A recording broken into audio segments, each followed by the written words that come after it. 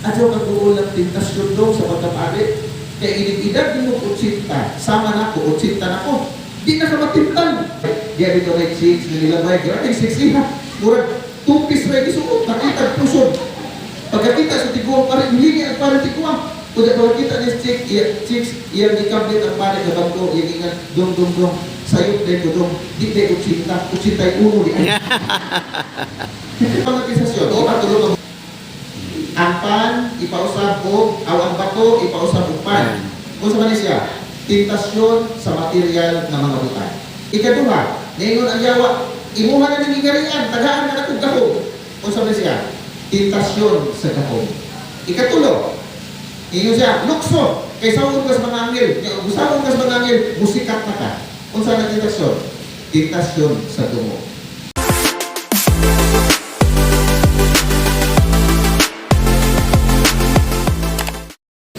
Ayong gabi ng tanahin.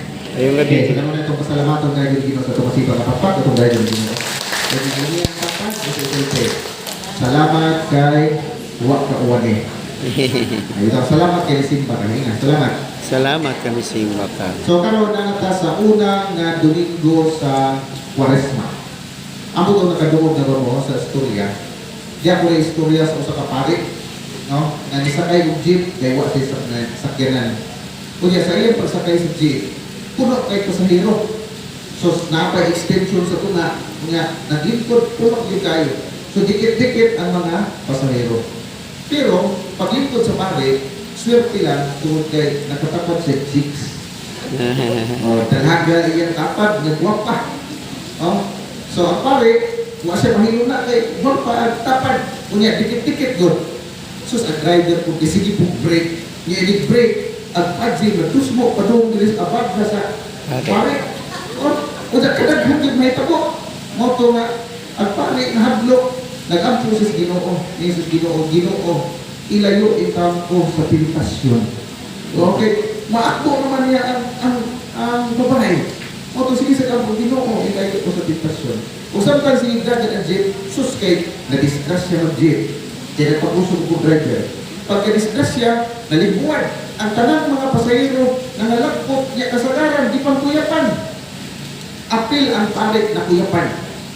Unsa pag nakuyap sa pare, nakamata siya. Sus pagmata niya, natingaman ang pare kay nagdakos naman siya sa daga. Katong chicks. Wala kayo, kay nalispas siya baya. Kaya din niya sa dughan ang ito. Dito dughan sa dalaga. So kaya niya, nagdakos naman niya ang babae. Moto nga, nag-ampo siya sa Ginoo. Kaya siya, Ginoo, matuman ang imong pagbuo.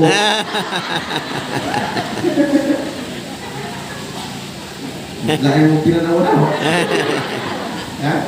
Bitaw, tentasyon. Naabay tao na nagtintalo sa yawa. Naabay tao exempted ng tentasyon? Wala. Wala. Wala gani exempted ng Ginoo. Si Jesus gani gitintal sa yawa nga Ginoo pa. Sabot na ta. So di yun nahitabo nga di ta tintalong sa yawa. Kunya ang yawa kung tintalong ay pili. Bisan unsa pa ka nga profesyon nimo, pwede kang tintalong sa yawa. Bisan pila pa imong edad, tintalong ka sa yawa, mabata ka man o matiguang.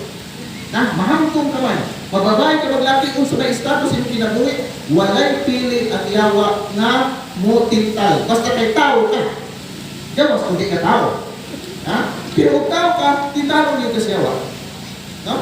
Kunya, ang yawa, bisan pagtiguang ka na kayo, kaya magtika-tika na ka, tintalong gano'n ka sa yawa. Pwede ba? Pwede. Kaya magtika-tika ka, tintalong mo ka sa yawa? Pwede. Oo, gano'n man. Mas malipay ang yawa, magtika-tika na kayo, di na siya magpaabot. Gamay na lang niyang paaboton na mamatay, o magkasa. So malipay ang yawa. So dili garantiya na kung tiguang ka o idaran ka, di nakatintalo sa yawa.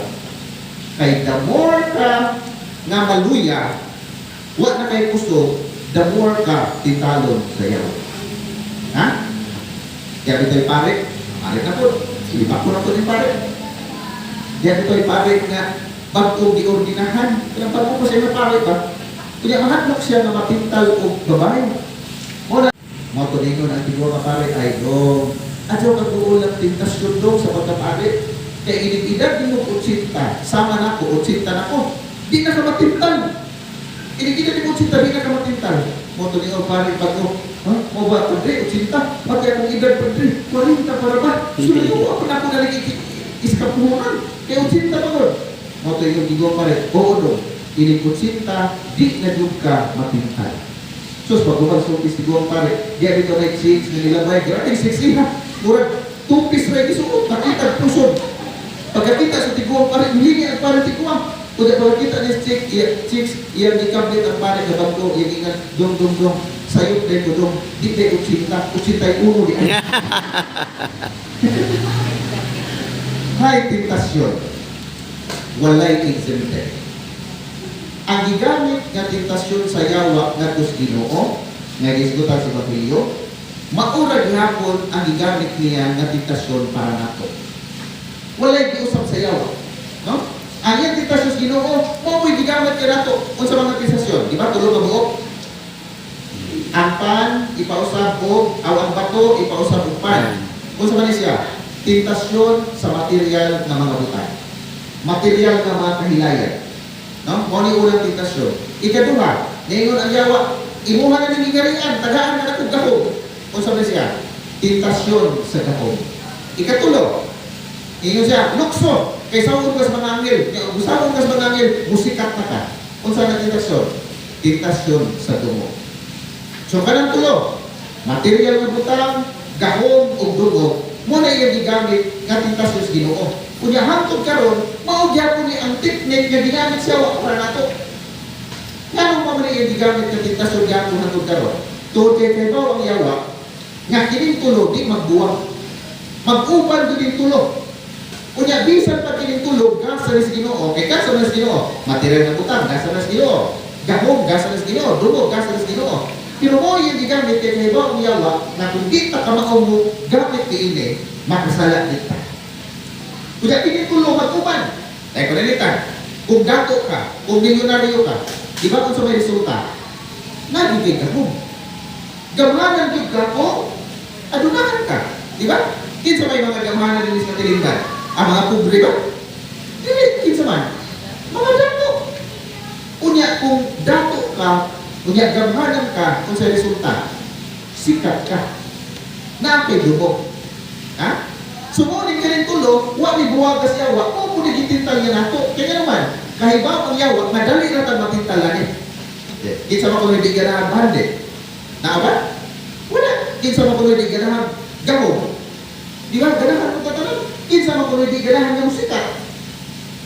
Wala. Ganahan ng musika. Muna ang yawa, nigamit niling tulog. Pero bisan o gasa ni Ginoo, magbantay ta. Di ba? Gasa ni Ginoo, magbantay ta lang eh. Kay kung di ta ka maugamit na din, makasala kita. Unya kahibaw ang yawa, na kining tulog, di yun ta matagbaw. Di makahatag o katagbawan. Wala ko, kay di na matagbaw, sige tagpangita na niya usahay, mugamit tagdautang mga pamaagi, ang lamang makabuo na ito itulog. Kaya kining tulog at tentasyon yan sa yawa, di makatagbaw sa tao. Example, bahandi. Diba? Kwarta. Nabay tao matagbaw kwarta? Ha? Matagbaw ba ng kwarta? Di. Ha? Kung nga kay kwarta, the more pakamangita kwarta. Tanawa ng mga milyonaryo. Natagbo ba sila mga milyon? Dili. Eh gusto may bilyon. O na sila bilyon. Gusto may trilyon. Ha? Uy, katagbawan. Tanawa ng gagmay bata.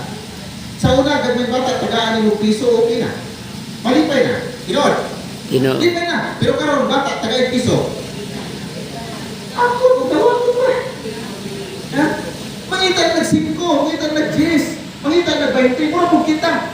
Kung natin sa gatos, kita mo kontintong sa gatos na. Mangita pa tayo, 200, 500, 1,000. Kaya kung natin ng tanan, di ihapon ta matagbaw.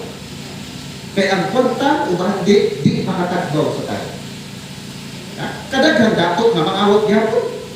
Kadaghan dato nga nangita gihapon dagang kwarta. O di lang kwarta, at ka cellphone. Okay. Sa una cellphone, kontinto rata kung katong cellphone na murag sabon. Ito na murag antina-antina. Di ba? Malipay na ka sa una. Oh, nga itong duwa-duwa, katong itong keypad pa, katong 3310, katong, kapot na to. Amo ba sila? Apo, wa na na. Atong keypad pa? Nga itong duwa sa cellphone kaya ka ito pang has-has? Ano na restricts ni? Balik ka na to. Pero nakutin to ba ta? Wala. Pag-abot sa mga bagong cellphone, gano'n na natagpuan mo itong itong paliton. Ang mga bata ron, di na gano'n na keypad. Gano'n na touchscreen. Ha? Unya, high-tech na tayo. Unya, kung sige gawas ang bagong na cellphone, maningkamot ang tawag na option. Kaya nga naman, dili makunting to. Ha? O, ari ta, sakyanan. Diba? Sa una, okay na itang mapagtas. Subuha itong iskinahan, okay na mapagtas, bisang layo kayo. Pero karon mga bata, subuha palit kas tindahan at tubangan. Iba magmotor. Mapagtasa pa itong iskinahan, musugot pa ba? Di na. Yan naman. Kahit di matagbaw sa kinahanglan, di naganahan.